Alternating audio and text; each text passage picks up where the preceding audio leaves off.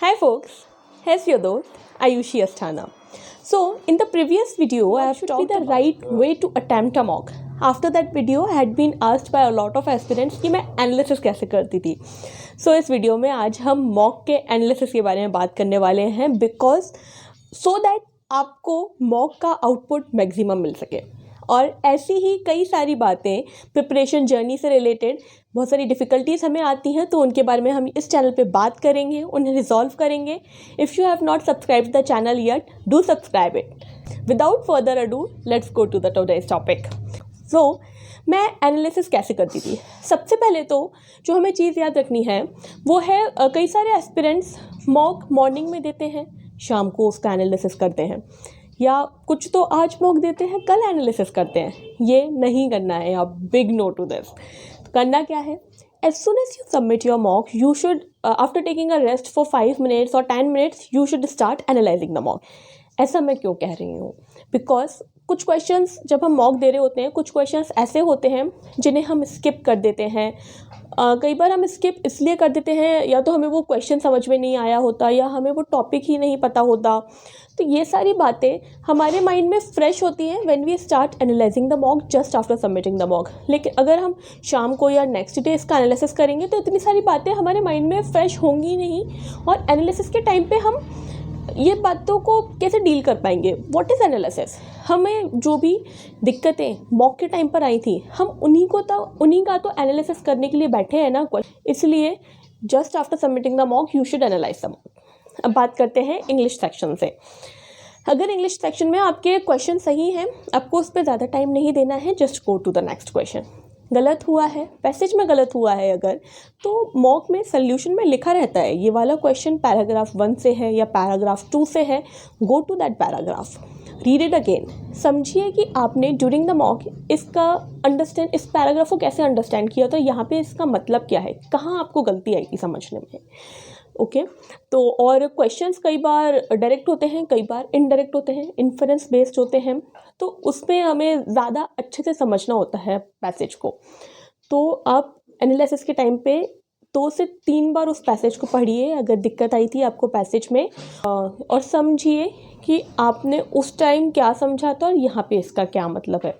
Okay comprehension based जो और questions होते हैं जैसे ROS, rearrangement of sentences, match the column, in questions को बहुत से एस्पिरेंट्स क्या गलती करते हैं, वो एक बार क्वेश्चन रीड करते हैं सीधा सोल्यूशन देख लेते हैं. ये नहीं करना है. क्वेश्चन को 3 से 4 बार आपको रीड करना है. इससे क्या बेनिफिट होगा, आप जब 3 से 4 बार रीड करेंगे क्वेश्चन को आपको खुद से ही समझ में आएगा. अगर रीअरेंजमेंट ऑफ सेंटेंस पे हम बात करें, 3 से 4 बार आप जब रीड करेंगे तो आपको समझ में आएगा हाँ ये वाला सेंटेंस इससे कनेक्ट हो रहा है, यहाँ ये ग्रामर के थ्रू इस वाले सेंटेंस से कनेक्ट हो रहा है. लेकिन ये तभी समझ में आएगा when you read the question 3 to 4 times. एक टाइम पढ़ने के बाद नहीं आएगा. ड्यूरिंग द मॉक हमारे पास इतना टाइम नहीं होता है कि हम एक ही क्वेश्चन को 4 या 5 बार पढ़े, बट एनालिसिस में तो होता है ना. So do that. उसके बाद सोल्यूशन देखिए. ओके अगर ग्रामर बेस्ड क्वेश्चन आपके रॉन्ग हुए हैं तो 2 चीज़ आपको देखनी है, या तो समझने में आपको कमी आई होगी उस क्वेश्चन में, या फिर आपने वो टॉपिक ही नहीं पढ़ा है. टॉपिक नहीं पढ़ा है तो आपको वो टॉपिक अपना प्रिपेयर करना है. अगर समझने में दिक्कत आई थी तो बस सोल्यूशन देखिए और आप समझ लीजिए. वोकैबुलरी बेस्ड क्वेश्चंस आपके रॉन्ग हुए हैं, वोकैब आपने वो पढ़ रखी थी फिर भी रॉन्ग हुए हैं, तो आपको रिवीजन की नीड है.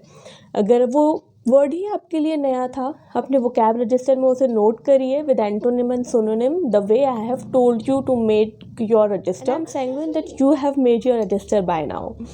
तो उस रजिस्टर में आप नोट करिए और उसको प्रिपेयर कीजिए.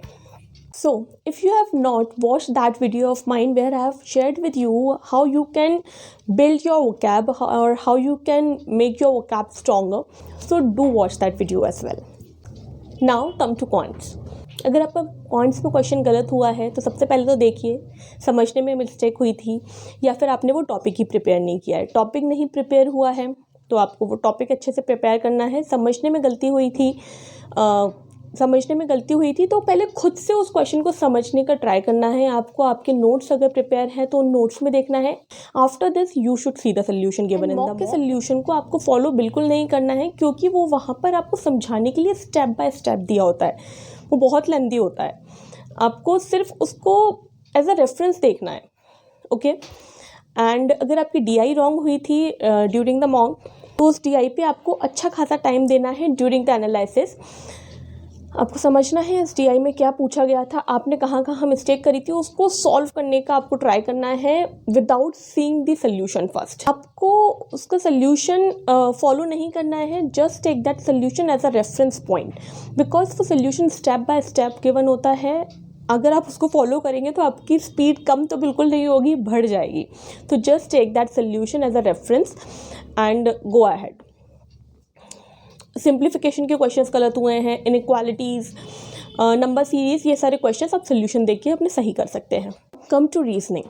अगर रीजनिंग में आपके पजल रॉन्ग हुए हैं, जब मैं एनालिसिस करती थी और मेरे पजल रॉन्ग होते थे, आई वाज लाइक ये मेरा पजल रॉन्ग कैसे हो गया, कहाँ मैंने मिस्टेक कर दी, समझ में कैसे नहीं आया ये मेरे को मॉक के टाइम पे। तो मैं पूरी जान लगा देती थी उसको सॉल्व करने में ड्यूरिंग द एनालिसिस। यही डिटर्मिनेशन आप में भी होना चाहिए। पजल को ड्यूरिंग द एनालिसिस ही आपको सॉल्व करने की कोशिश करनी है, उसको बात के लिए नहीं रखना है, ओके। एंड आपके बाकी जो क्वेश्चंस होते हैं रीजनिंग के, वो सारे आप सोल्यूशन देख के सॉल्व कर सकते हैं अगर वो गलत हुए हैं तो। और इनपुट आउटपुट का क्वेश्चन शायद ही आए प्री के मॉक्स में, अगर मेन के मॉक्स में ही आता है मोस्टली, कभी कभी प्री के मॉक में आ जाता है। अगर वो क्वेश्चन आपने सही किया है वेरी गुड, अगर नहीं हुआ है तो आपको उसका जो अप्रोच है वो नोट करके रख लेनी है। अगर आपने कहीं किसी रजिस्टर में उस ऐसी सारी अप्रोचेस को नोट करके रखा है, अगर नहीं रखा है तो नोट कर लीजिए, बहुत हेल्पफुल होती है, ओके। सो आई होप कि आपकी बहुत सारी क्वेरीज एनालिसिस के रिगार्डिंग सॉल्व हुई होंगी आफ्टर दिस वीडियो, और ऐसी ही कई सारी बातों को हम टैकल करेंगे आने वाली वीडियोस में, जिससे आपकी प्रिपरेशन जर्नी, जैसा कि मैंने अपनी इंट्रोडक्टरी वीडियो में शेयर किया था, इतनी हो जाएगी। Until next video, best of luck, keep cracking your daily target, bye.